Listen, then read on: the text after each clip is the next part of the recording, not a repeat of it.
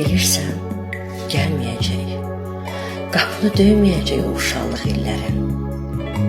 Sonra da ki bilirsən, sonralar olmayır heç.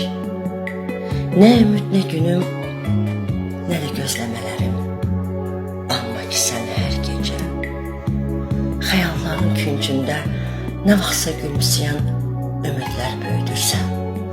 Heç özündə bilmədən, özündə anlamadan ümidlərin yerinə bulutlar böyüdürsən. Böyüdürsən həsrəti gözlərinin kökündə. Gözləmələr o qədər